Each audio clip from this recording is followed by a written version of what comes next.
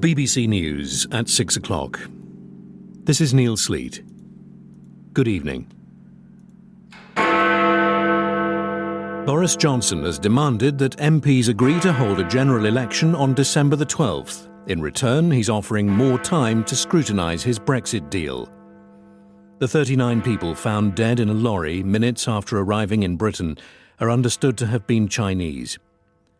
A man from Merseyside has become the first Briton to be convicted of a terrorism offence after travelling to the Middle East to fight the Islamic State group. Thousands of NHS patients in England with cystic fibrosis are to be offered a new drug that's been described as life-changing. The remains of the Spanish dictator General Franco have been removed from a vast mausoleum that's been criticised for glorifying fascism and reburied in a state cemetery. Boris Johnson has offered to give Parliament more time to scrutinise the Brexit deal he negotiated with the EU, but only if MPs agree to a general election on the 12th of December. The Commons backed the withdrawal agreement on Tuesday, but immediately voted against the Prime Minister's three-day timetable to examine it, accusing him of trying to rush it through Parliament. The Prime Minister's latest gambit appears designed to increase the pressure on opposition parties at Westminster. But with the EU still to indicate how long any extension to the Brexit deadline will be, much remains uncertain. Here's our assistant political editor, Norman Smith. Boris Johnson today sought to break the Brexit deadlock by offering Parliament what he called a reasonable deal. Give me an election and I will give you the time you want to debate my Brexit bill. Mr Johnson said his offer would ensure Parliament was able to avoid no deal, secure an extension and pass a Brexit agreement. Under the Prime Minister's proposals, MPs would have until November the 6th to scrutinise the Brexit bill, at which point Parliament would be dissolved, paving the way for an election on December the 12th. Mr Johnson's move may go some way to quell the unease among Tory MPs wary of a winter election, as under his plan the Conservatives would go into such a contest having delivered on Brexit. It was an offer, said the Prime Minister, that provided a way forward. The way to get this done, the way to get Brexit done, is, I think, to be reasonable with Parliament and say if they genuinely want more time to study this excellent deal, they can have it, but they have to agree to a general election on December the 12th. The difficulty for Mr Johnson is that Labour may simply choose not to take up his offer. Not only do they oppose crucial elements of his Brexit deal, they've also suggested they would like up to 4 weeks to scrutinise the legislation, and many Labour MPs remain deeply wary of an early election. Indeed, the Prime Minister is dependent on Labour support to even hold an election on his timetable, as it would have to be triggered under the Fixed-Term Parliament Act, which requires the support of 2/3 of MPs. And Mr Johnson was asked what he would do if Labour withheld their support.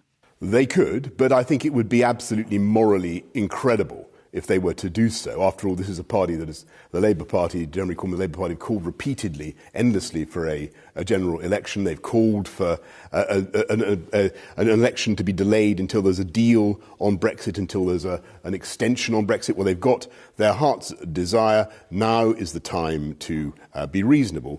Mr Johnson suggested if Labour were not prepared to support his deal, then he would keep retabling election motions in the Commons. The clear hope of Downing Street is that public pressure and Brexit fatigue may yet force Jeremy Corbyn into accepting his election offer. The Labour leader, however, may conclude that he has little interest in helping Boris Johnson escape his Brexit limbo. An international investigation spanning 5 countries is underway after police said they believed 39 people found dead in a lorry in Essex yesterday were Chinese nationals. 31 were men and 8 were women. The refrigerated container they were in travelled from the Belgian port of Zeebrugge to Purfleet on the River Thames, where it was picked up and driven to an industrial estate in Grays. A company based in Dublin confirmed that it owned the trailer and said it was shell-shocked that it had been used in such a way. The driver, a 25-year-old man from Northern Ireland, remains in custody. A Home Affairs correspondent Daniel Sanford reports from Grays. This investigation now has lines of inquiry in Essex, Northern Ireland, the Republic of Ireland, Belgium, Bulgaria and China. Essex Police says it's the largest murder investigation in the force's history. Specialists spent the day carefully removing the first bodies from the lorry trailer so they can be transferred to the mortuary at Broomfield Hospital in Chelmsford. There they'll be examined by a forensic pathologist to establish the cause of death. Police hope to have removed all the bodies by the weekend, and working with the authorities in China, detectives will then try to identify each of the 8 women and 31 men. Mo Robinson, the 25-year-old man from Northern Ireland, who's thought to have picked up the refrigerated trailer from Purfleet Container Terminal in the early hours of Wednesday morning, is still in custody, and police have been given 24 more hours to question him on suspicion of murder. But crucial to this investigation is who dropped the rented trailer off in Zeebrugge on Tuesday afternoon before it was loaded onto a cargo ship and taken across the channel. The last time people being smuggled from China died in large numbers was in 2000, when 58 bodies were found in a lorry in Dover. Jack Straw was the Home Secretary at the time and remembers that the victims had all their documents taken away by the traffickers, making identification very hard. Extraordinarily, the police who were investigating this spotted that there was a leather belt and the stitching looked uneven. And when they examined this further, they discovered that sewing into the stitching was the identification details of one of the poor souls who died, and that gave the police a good lead. In the end, it turned out that it was a snakehead gang in China. The numbers being smuggled from China and used as cheap labour in Britain had dropped in the intervening years, but they've recently risen sharply again. The Salvation Army helps people who are freed from modern slavery in the UK. Major Cathy Betteridge is their Director of Anti-Trafficking and Modern Slavery, and says the numbers they're seeing from China are worrying. The men are coming to the UK for forced labour, and for the women it's sexual exploitation. So they are tricked or deceived into an opportunity that they think they're coming to this country to receive a job and get good payment for it. And then when they come, that's not the case at all.